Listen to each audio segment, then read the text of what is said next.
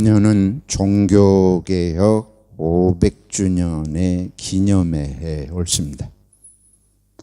우리 기독교는 예수님께서 이 땅에서 사역하시고 승천하신 후에 주님이 3년 동안 가르치신 제자들을 통해서 교회가 시작이 되었습니다. 초대 교회가 점점 부흥하기 시작을 하고 로마 제국에 의해서 오랜 기간 엄청난 박해를 받았지만은 하나님께서 순교자들의 피를 통해서 복음이 전파되는 길을 여시고 로마 제국 전체가 콘스탄틴 황제가 기독교로 개종하면서 유럽 전역이 기독교화 되게 됩니다. 기독교의 세력이 점점 팽창하면서 교황이 오히려 여러 유럽의 국가들의 왕들을 지배하는 그런 상태까지 이르렀습니다.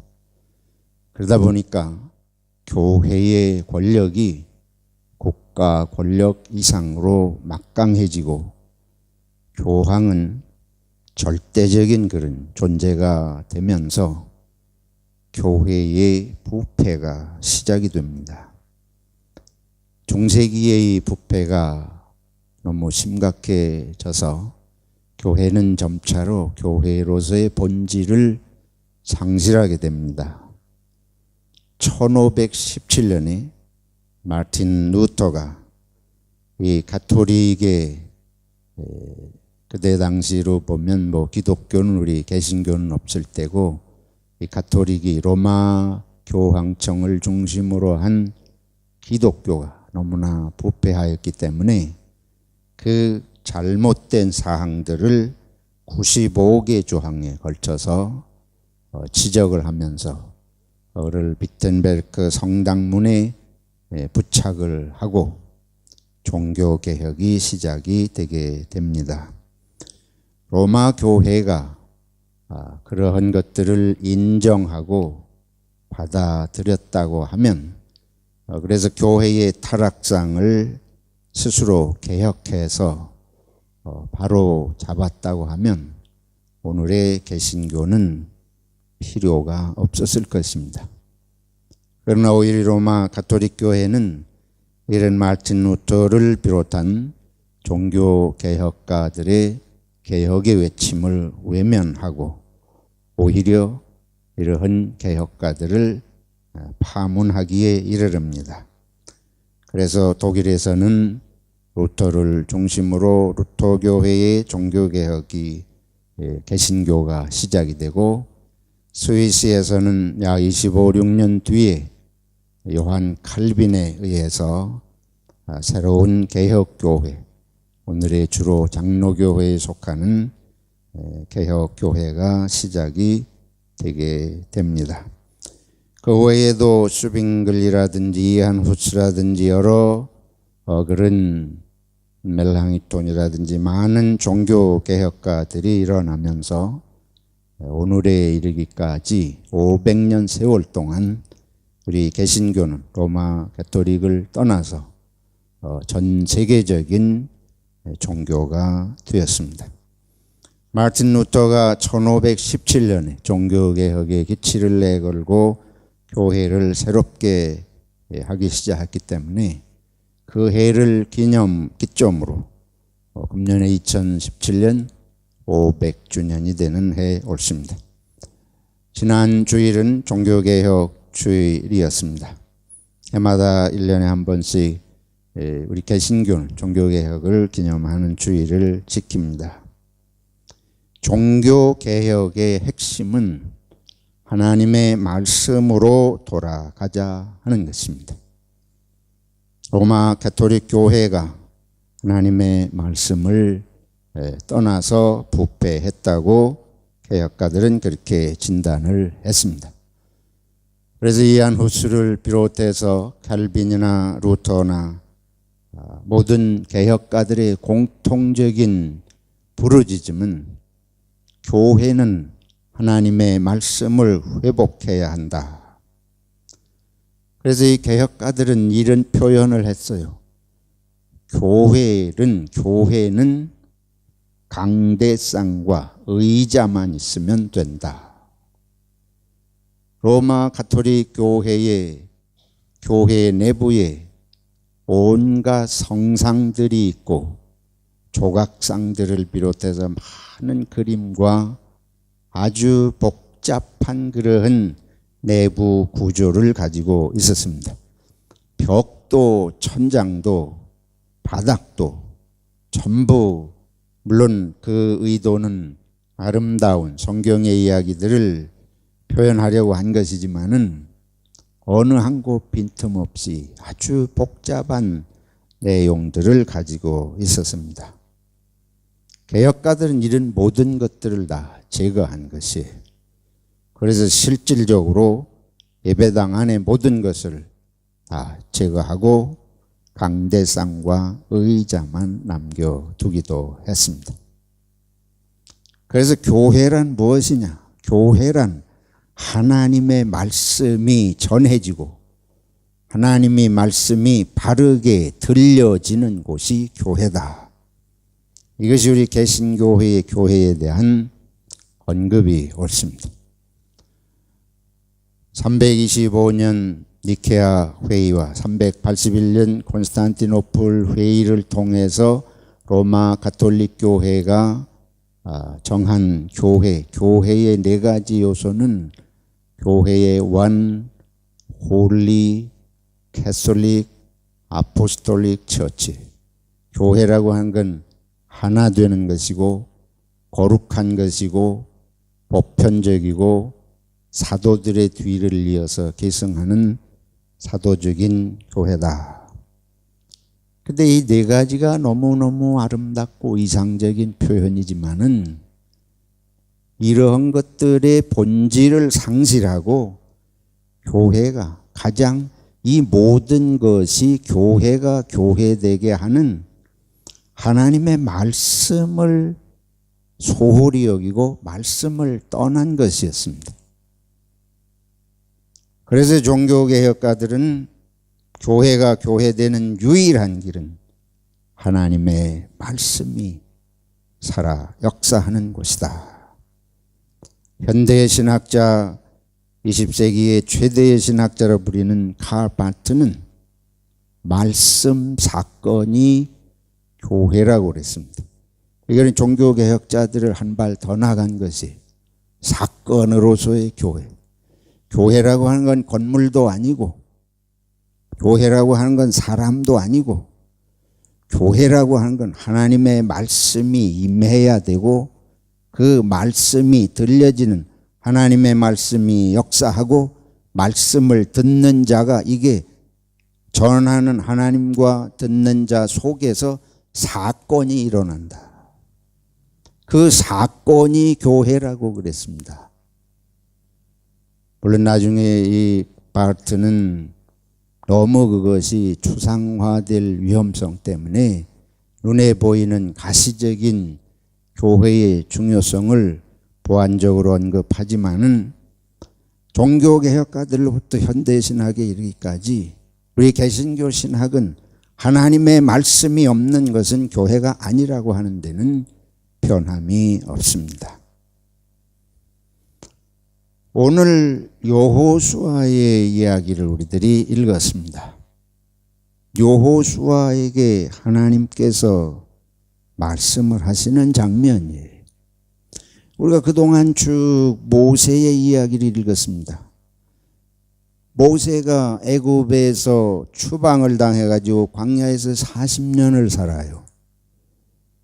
양치기 일만 하면서 40년을 지내서 말할 상대도 별로 없었던 것 같아요. 그러니까 말도 잊어버리고 뭐 이제 나이들은 나이 80이 된 늙은이가 됐는데 하나님이 모세를 부르셔요. 호렙산의 가지나무 떨기 가운데 하나님이 임하시면서 불은 타오르는데 나무가 타지를 않는 신기한 현상으로 모세 앞에 하나님이 나타나십니다. 그래서 이 모세가 그 광경을 보고 저 나무에 분명히 불이 붙었는데 나무가 타서 없어지질 않는다. 놀래서 내가 그게 무슨 일인지 도무지 가봐야 되겠다. 그때 그 모세를 향해서 하나님의 음성이 들립니다. 모세야, 네가 선 곳은 어떤 곳이니? 거룩한 곳이니 네 발에 신은 신을 벗으라. 하나님을 만난 것이에요. 하나님을 만난다고 하는 것이 오늘 현실 속에서 무엇을 의미합니까? 우리가 하나님을 만나면 하나님이 보입니까? 하나님을 만나고 나면 어디 거기 흔적이 남습니까? 여러분이 하나님을 언제 만나셨습니까? 어떻게 하나님을 만나셨습니까?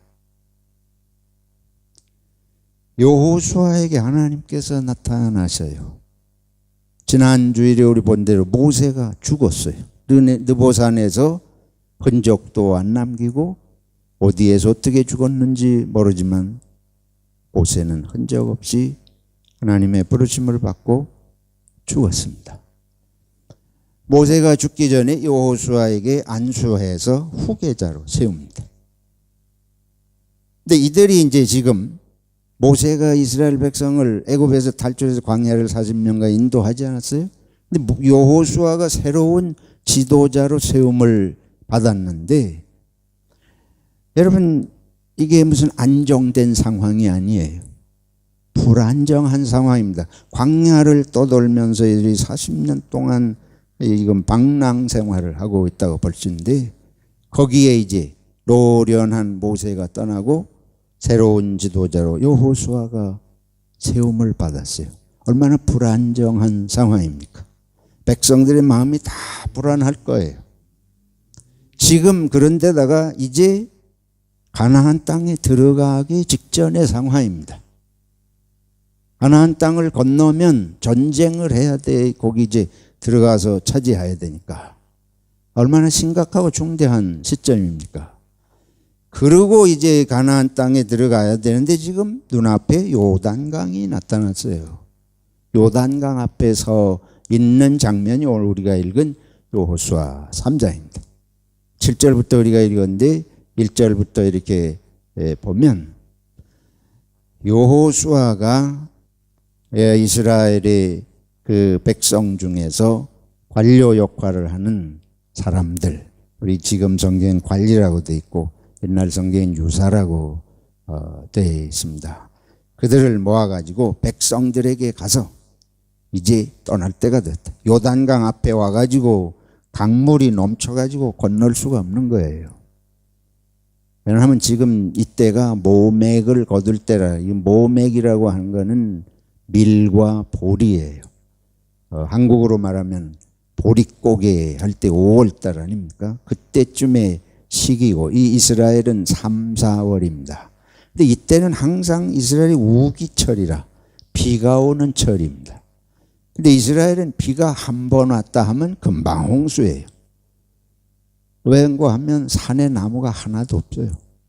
이스라엘 땅은 유대 특별히 지금 이스라엘 백성이 건너려고 하는 여리고 앞에 요단강 그쪽은 빨간 산이고 나무라고 하는 건 볼 수가 없는 땅입니다. 그러니까 비가 오면 그냥 바로 골짜기를 통해서 요단강으로 직행하고 홍수가 나게 됩니다. 그래서 이런 홍수가 나면 요단강이 보통 때는 그냥 아이들도 건널 만한 별 위험성이 없는 건데 한번 그렇게 홍수가 나면 폭이 30m 이상으로 넓고 깊이가 3m에서 4m가 되는 그런 건널 수 없는 물이 범람하는 강이 된다. 그 말이에요. 그래서 지금 요단강 앞에 와가지고는 가지를 못하고 사흘을 머물러 있었습니다. 그때 여호수아가 이 관리들에게 명하기를 내일이면 이제 떠난다. 그때 요단강 물은 여전히 장일하고 범람하는데 내일이면 떠난다. 떠날 준비를 해라. 먼저 법궤를, 하나님의 언약궤를, 이 언약궤라고 하는 건 하나님의 말씀에 돌판이 듣고 아론의 쌍난 지팡이가 있는 그런 이 박스예요. 그의 이 박스를 제사장들이 일어나서 메고 일어나서 떠나기 시작하면 그때가 떠날 때인 줄 알고 따라 나서라.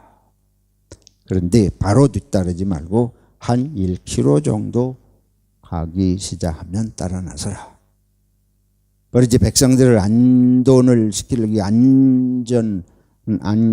안정되게 하려고 그러는 거죠. 이게 물이 넘치는데 그거를 다 불안할 텐데. 그러니까 이만큼 보고 따라가라. 가보지 않은 길이고 하니까. 이튿날이 됩니다. 하나님께서 모세를 부르셔요. 여호수아를 부르십니다. 여호수아를 부르셔가지고 뭐라 그러신가 하면 그 장면이 오늘 우리가 7절부터 읽은 내용입니다. 여호와께서 여호수아에게 이르시되 내가 오늘부터 시작하여 너를 온 이스라엘의 목전에서 크게 하여 내가 모세와 함께 있었던 것 같이 너와 함께 있는 것을 그들이 알게 하리라. 그러시면서 너는 언약궤를 맨 제사장들에게 명령하여 이르기를 너희가 요단 물가에 이르거든 요단에 들어서라.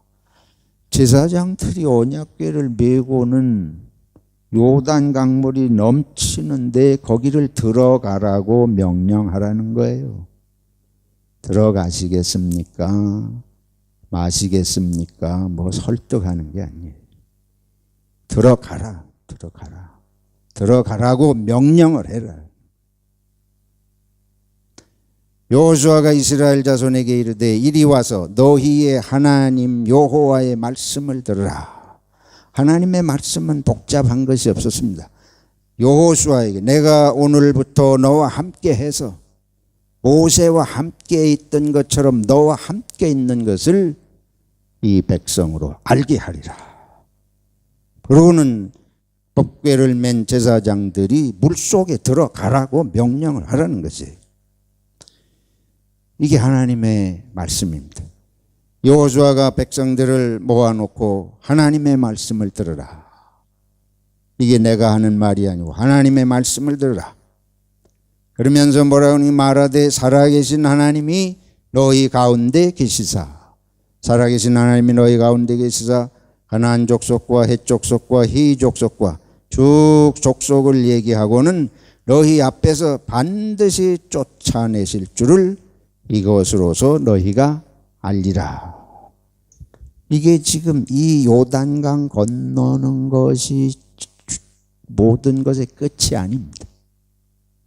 요단강을 건너게 하시는 것은 가나안 땅에 들어가게 하시기 위한 것입니다.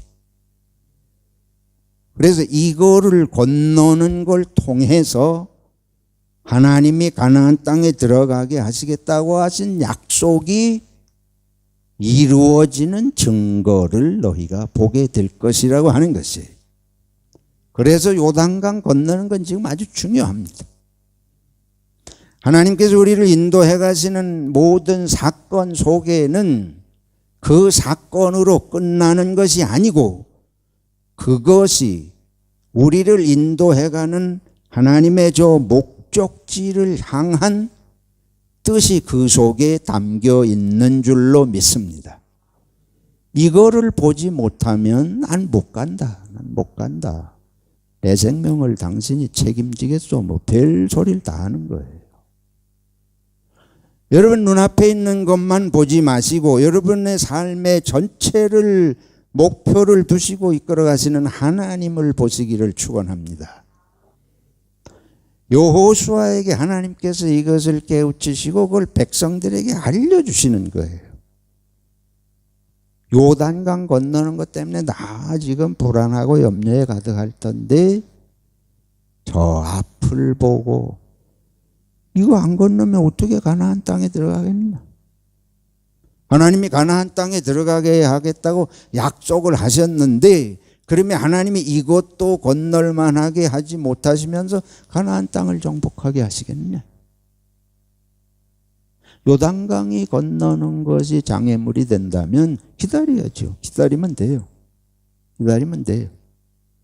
한 달을 기다리든지 뭐 한두 주를 기다리든지 물이 다 빠져나갈 때까지, 비가 안 올 때까지 이스라엘은 반드시 건기가 있기 때문에 몇 달 지나서 건기가 되면 비가 오래도 오지도 않고, 그냥 그 아이들도 별 문제 없이 요단강 가보세요.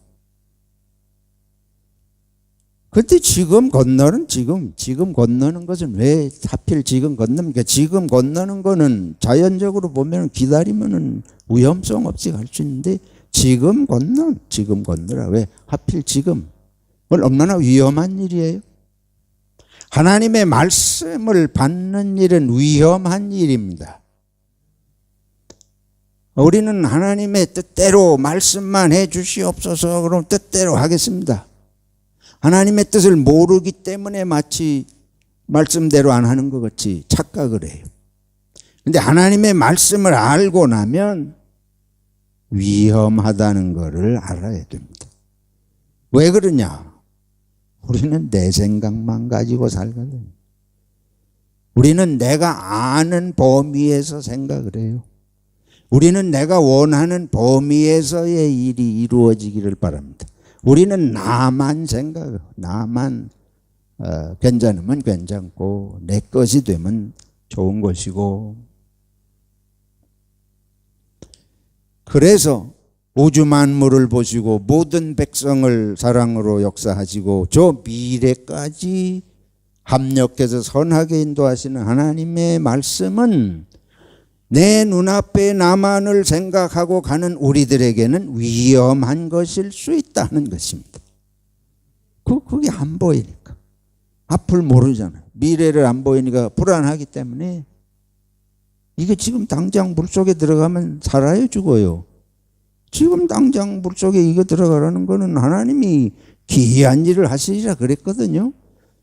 이 여호수아의 말을 들은 관리들이 백성들에게 진마다 다니면서 뭐라 그러면 하나님의 기이한 일을 보리라. 그러면 하나님의 기이한 일은 이 요단강을 미리 갈라놓으셔야지. 미리 갈라놓으셔야지.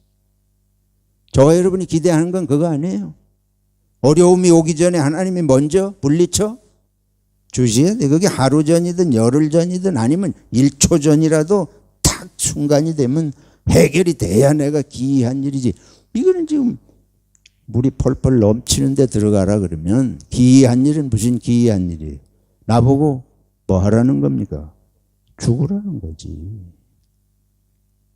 그래서 하나님의 말씀 앞에 서는 것은 위험한 일입니다.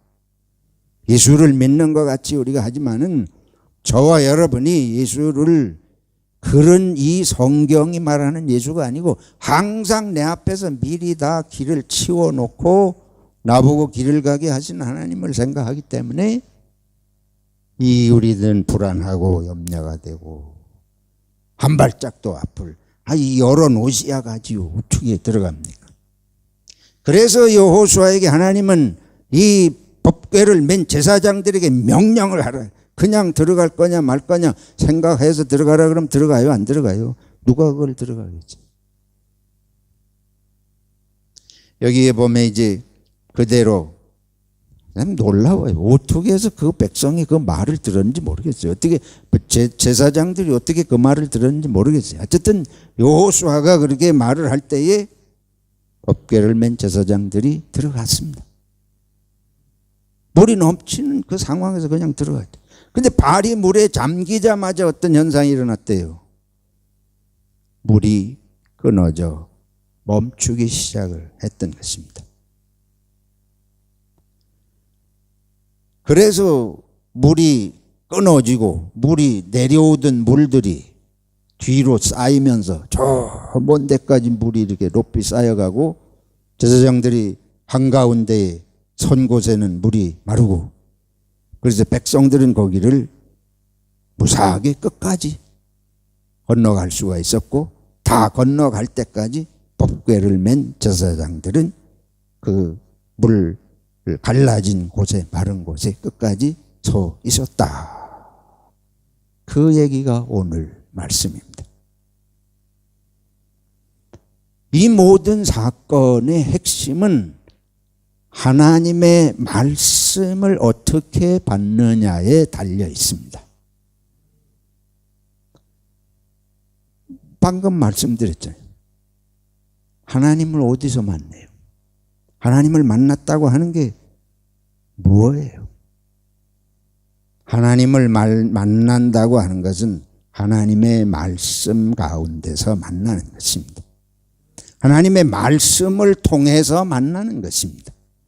하나님께서 모세를 이 여호수아를 부르셔가지고 이런 명을 주실 때 여호수아는 방금 말씀드린 대로 몇 가지 위험성 속에 있어요. 첫째는 하나님께서 이렇게 말씀하실 때에 이 하나님의 말씀을 믿을 만한 것인가?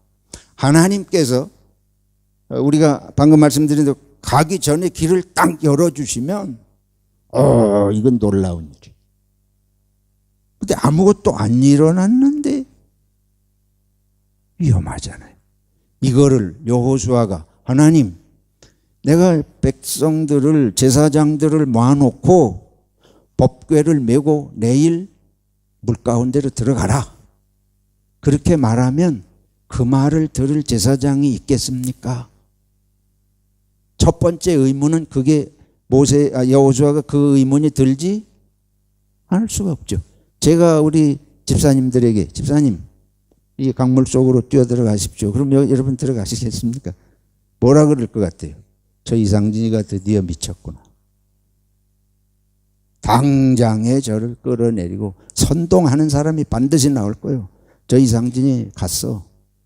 저 사람 따라가다가 우리가 다 물에 빠져 죽는다.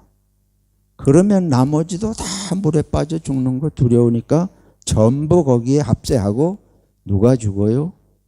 이상진이가 죽습니다. 뭐 100% 틀림없어요. 그래서 이게 어떻게 된 건지 모르겠어. 그 다음에 거기에 보면은 12절에 이제 이스라엘 지파 중에서 각 지파에 한 사람씩 12명을 택하라. 이거는 제사장을 말하는 게 아니에요. 제사장들은 법궤를 메고 지파별로 12명의 지도자를 뽑아가지고 이 사람들이 와서 이거 하는 걸 같이 돕는 거예요. 그러면 이 중간 지도자들이라고 볼 수 있는데 이 사람들은 무슨 역할을 했겠습니까? 백성들에게 우리가 여호수아가 지도자가 말한 대로 제 백성들은 이 제사장이 법궤를 베고 물로 들어가면 따라 들어가라. 다 보따리 싸고 준비를 해라. 그걸 설득하고 필요한 일들을 돕는 사람들로 뽑힌 게 이 12사람의 각 지파의 두목들인 줄로 믿습니다. 여러분이 잘 아셔야 돼요. 우리가 하나님의 공동체에서 하나님은 말씀을 통해서 우리를 인도해 가시는데 하나님은 모세 때도 그렇고 여호수아 때도 그렇고 지도자를 세워서 그를 붙들고 함께 하시고 인도하시는 줄로 믿습니다. 그럼 하나님께서 지도자와 함께해서 이끌어 가신다는 건 결국 누구를 위한 거예요? 지도자를 뭐 이렇게 높이기 위한 것입니까? 지도자를 영화롭게 하기 위한 것입니까? 지도자를 세우는 목적은 무엇입니까? 백성을 어떻게 하기 위해서? 구원하기 위해서입니다. 그렇다고 하면 백성이 지도자의 말을 순종하는 것은 누구를 위한 것입니까? 하나님을 위한 것이죠? 지도자를 위한 것이죠? 누구를 위해서 순종합니까? 자기 자신들을 위해서 순종하는 것인 줄로 믿습니다. 우리가 이거를 착각하는 거예요. 하나님의 나라하고 세상이 다른 게 그겁니다. 세상은 우리가 다 죄성이 있기 때문에 인간이 지도자가 되면 누구에게 순종하기를 원해요? 자기에게 순종하기를 원하고 자기가 권력을 가지고 지배하기 위해서 그래요. 권력을 그런 데 써먹는 거예요. 근데 오늘 우리 이 마태복음 23장을 읽었는데 마태복음 23장에 예수님께서 하시는 말씀은 으뜸이 되고자 하고 뭐 지도자가 되고자 하지 그 자체를 그런 생각을 하지 마라. 선생이라는 말을 듣지도 말고 지도자라고 하는 말을 듣지도 말고 그런 게 되려고도 하지 마라. 으뜸이 되고자 하는 사람은 뭐가 되어야 된다. 우리 성경 읽었잖아요. 으뜸이 되고자 하면 섬기고 종이 되고 그런 사람이 되어야 하는 걸 여기 말씀하시잖아요. 또한 너희는 또한 지도자라 칭함을 받지 말라. 너희의 지도자는 한 분이니 곧 그리스도시니라. 너희 중에 큰 자는 너희를 섬기는 자가 되어야 하리라. 누구든지 자기를 높이는 자는 낮아지고 누구든지 자기를 낮추는 자는 높아지리라. 이건 무슨 말씀인가 하면 지도자는 백성을 살리기 위해서 세워진 것일 뿐입니다. 이게 세상하고 하나님의 백성들하고 다른 것입니다.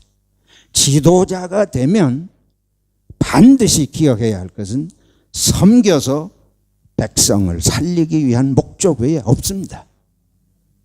이걸 거꾸로 생각하기 시작해서 내가 무슨 인기를 얻고 내 영광이 올라가고 사람을 지배하고 내가 잘난 줄 알고 내가 지혜가 있고 능력이 있어서 하나님이 나를 특별히 불러서 세운 줄 알면 이 사람은 기독교 지도자는 아닌 것이에요.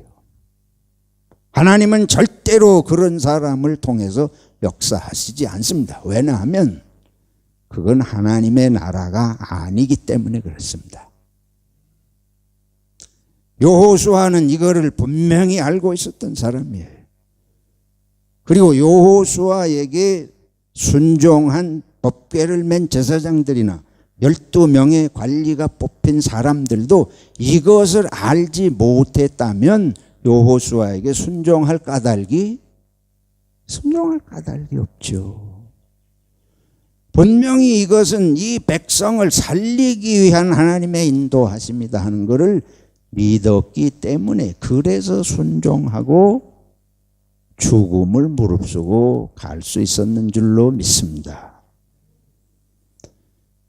하나님의 백성들의 삶은 믿음으로 사는 삶입니다. 의인은 믿음으로 말미암아 살리라. 여러분이 하나님의 인도하심을 믿지 못하면 여러분의 잔꾀를 가지고 살려 그럴 거예요. 뭐 그렇잖아요. 하나님을 못 믿는데 뭐 가지고 살겠어요. 내 지혜를 동원해야지. 내 능력을 동원해야지. 이거를 우리가 오늘 회개해야 될 줄로 믿습니다. 예수 믿는 사람들은 날마다 회개할 건 그거예요. 내 지혜를 믿고 내 능력을 믿고 살면 그거는 내가 하나님 의지하는 사람이 아니다.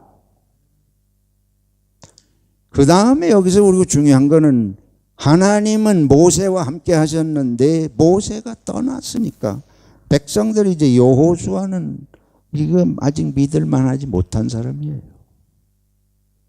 오늘 성경이 중요한 것은 모세나 여호수아가 중요한 것이 아니고 인도하시는 분은 하나님이시라고 하는 게 중요합니다. 하나님께서 함께 하시는 것을 여호수아를 통해서 보이시고자 하시는 것이에요. 하나님께서 지도자를 세우실 때 그 지도자가 누가 되었든지 간에 하나님이 함께 하시는 걸 믿지 못하면 순종할 수 없습니다. 중간 지도자가 지도자에게 하나님이 함께 하시는 걸 믿지 못하면 반역합니다. 순종하지 않습니다. 근데 그거는 지도자를 못 믿는 것이 아니고 사실은 누구를 못 믿는 거예요. 하나님이 지도자를 세우고 함께 하시는 걸 못 믿는 거예요. 그런데 여러분 그렇게 믿고 싶지 않습니다. 왜? 지금 내가 물속에 들어가야 되는데 법궤를 맨 제사장들이 물속에 들어가야 되는데 이걸 하나님의 말씀으로 믿으면 정말로 어떻게 돼야 돼요? 들어가야 되잖아요. 안 들어가는 길은 뭐밖에 없어요? 여호수아가 미친놈이다. 여호수아가 헛소리를 한다고 하는 것밖에 안 들을 이유가 없습니다. 여호수아가 딴 사람은 다 죽어도 너는 산다 이래 보여. 가지 말래도 가지. 근데 지금 되게 위험한 일이거든. 물속에 들어가는 건 내가 살지 죽을지 알 수 없는 내게 위험한 일인데 내가 위험한 일을 내가 피해 가려면 저 사람이 하는 말이 하나님의 말씀이 아니라고 부인하는 길밖에 없습니다. 여러분이 불순종할 때는 반드시 하나님의 말씀으로 믿지 않고 피해가고 자기가 손해보고 자존심 상하고 교만이 꺾이기 싫고 죽기가 싫기 때문에 저항하는 것이에요. 다른 이유가 있을 수가 없습니다. 근데 그것이 결국은 누구를 망하게 해요? 백성을 망하게 하는 것입니다. 중간 지도자로 뽑히거나 지도자가 된 사람은 절대적으로 하나님을 믿을 때만 기독교 지도자가 될 줄로 믿습니다. 이게 안 되면 백성을 망하게 하는 거예요. 결국은 백성을 망. 그럼 백성들은 자기가 직접 들은 바가 없는데 이게 법궤를 맨 제사장들이 우리 못 들어갑니다. 지금 여호수아를 향해서 우리 보고 지금 무슨 소리요? 당신이 만난 게 하나님이라면 갈라놓고 들어가라 그러지 어느 사람이 여기 들어가겠습니까 하고 한두 사람이라도 안 들어가겠다고 하는 사람 나오면 따라서 안 들어가겠다는 사람이 더 많아지겠어요? 그래도 들어가겠다는 사람 더 많겠어요? 중간 지도자는 지혜나 능력을 드러내는 자리가 아닙니다. 하나님께서 원하시는 것은 순종의 능력을 원하시는 것이. 그래서 뭐래요? 사울 왕에게 사무엘 선지자가 기름을 부어 세웠는데 사울 왕이 아멜렉 군대가 쳐들어오니까 자기 맘대로 제사를 지내고 전쟁을 하지 않았어요? 그때에 선지자를 통해서 하나님께서 순종이 뭐보다 낫다. 제사보다 낫다는 게 바로 그 뜻이에요. 이 사울에게 필요했던 것은 하나님의 말씀에 순종하는 것인데 그거를 뒤집어 자기 생각으로 해가지고는 아니겠거든. 백성들에게 필요한 것은 무엇입니까? 백성들에 필요한 것은 지도자와 중간 지도자들을 보고 믿고 따라가는 것입니다. 바울 사도께서 오늘 이렇게 말씀하죠. 그거는 사람의 말이거든. 분명 사람을 통해서 입에서 나오는데 그걸 뭘로 받아야 돼요? 하나님의 말씀으로 받아야 된다. 이러므로 우리가 하나님께 끊임없이 감사함은 너희가 우리에게 들은 바 하나님의 말씀을 받을 때에 사람의 말로 받지 아니하고 하나님의 말씀으로 받음이니 진실로 그러하도다. 이 말씀이 또한 너희 믿는 자 가운데서 역사하느니라. 지금 말씀드린 대로 우리는 하나님의 말씀으로 받지 않습니다. 하나님의 말씀으로 받는 거 참 어려운 일이에요. 저도 쉽지가 않습니다. 방금 말씀드렸잖아요. 여호수아가 이거 잘못 얘기했다가 이게 하나님의 말씀이라 그러면 나를 미친놈 취급해가지고 이제 반역해서 나를 끄집어 내릴 위험성이 더 커요. 그래서 모세가 하나님께서 모세를 부르셔서 바로왕에게 가라 그럴 때 모세가 겁이 나요. 내가 뭐가 있길래 바로왕 앞에 갑니까? 그때로선 가장 강대국의 왕인데 내가 어떻게 바로왕 앞에 가서 뭘 합니까? 말도 잘 못하는데. 아니다, 가라. 모세가 4번을 거절해. 전 못 갑니다. 못 갑니다. 마지막에 뭐라 그런가 하면 하나님이 정말 나와 함께 하시고 하나님이 하나님이신 것을 내게 보여주십시오. 못 믿겠는 거예요. 하나님 말씀대로 거기 갔다가 바로왕 앞에서 말 잘못해가지고 어떻게 될는지 알아요. 이 어디서 미친 거렁뱅이 늙은이가 와가지고 엉뚱한 소리를 하냐. 말 한마디면 바로왕의 손에 목숨이 날아가 버릴 그 상황인데 거기를 그렇게 맨정신에 가겠습니까? 그래서 모세가 하나님 앞에 증거를 구해요. 그래서 하나님께서 증거를 보여주시는 기적을 몇 가지 보여주시는 얘기가 출애굽기에 나오지 않습니까? 우리는 하나님의 말씀을 듣는 게 위험한 걸 다시 알아야 됩니다. 그리고 가장 중요한 건 이거예요. 되게 위험한 것 같은데 그것이 최종적으로는 우리를 살리는 말씀이다. 그 위험하다 그래서 내가 그걸 피해가게 될 때에 나도 죽고 백성도 죽는다. 그래서 하나님의 말씀을 받을 때에 이게 내가 위험한 거 같고 나를 위험하는 것 같고 짓밟는 것 같고 나를 물속에 들어가서 죽는 것 같게 하는데 그때에 내가 이거를 그래서 우리가 뭐라 그래요? 전부 교회에 가면 교회마다 설교 들으며 상처받았다는 소리가 난무하지 않습니까? 상처받았다는 소리 천지예요. 여러분이 교회 생활하면서 한 번도 상처받은 분이 받은 적이 없으면 이상한 겁니다. 말씀을 제대로 들어본 적이 없거나 나하고 아무 상관이 없는 식으로 받았거나 아니면 도가 통했거나 말씀을 받는 자는 반드시 위험 앞에 있는 걸 알아야 돼. 내 생각대로가 아니고 내 생각을 뒤집는 말씀을 하는데 어떻게 가만히 있겠어요? 그러나 여러분 이 요단강을 건너는 경험을 이제 통해서 이것이 끝이 아니고 말씀드린 대로 가나안 땅에 들어갈 수 있는 확신을 얻게 되는 거예요. 한번 순종을 해서 목숨을 걸고 순종한 제사장들 때문에 그리고 그것을 같이 협력한 중간 지도자들을 통해서 이스라엘 백성은 이제는 요단강 같은 게 와도 우리는 어떻게 할 수 있다? 건너갈 수 있다. 문제가 오면 하나님께서 우리 함께 하셔서 길을 열으시리라 하는 뭐가 생겨요? 믿음이 생깁니다.